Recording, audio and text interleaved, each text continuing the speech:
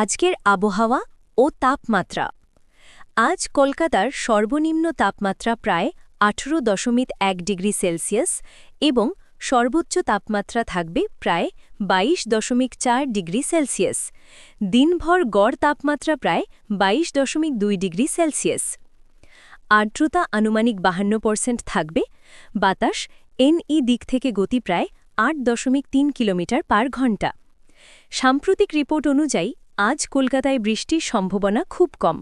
আজকের পূর্বাভাসে বৃষ্টি বা বজ্রঝড়ের সম্ভাবনা প্রায় 0 দেখানো হয়েছে। ঘূর্ণিঝড় ডিটোয়া এনো কমজোর হয়ে গেছে। সাম্প্রতিক ডিটোয়া নামের ঘূর্ণিঝড় ছিল যা দক্ষিণ ভাগ অর্থাৎ শ্রীলঙ্কা, দক্ষিণ ভারত প্রভাবিত করেছিল। কিন্তু এখন সেই ঘূর্ণিঝড় কমজোর হয়ে গেছে।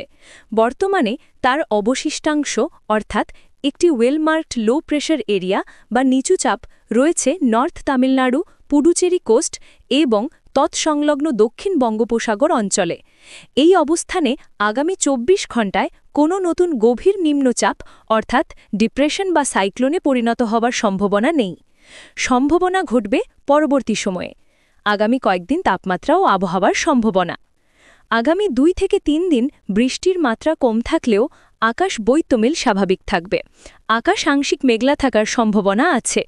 দিনের গড় তাপমাত্রা 22 থেকে 25 ডিগ্রি সেলসিয়াস থাকলেও রাতের তাপমাত্রা 15 থেকে 17 ডিগ্রি পর্যন্ত নামতে পারে। আমাদের কি মনে রাখতে হবে?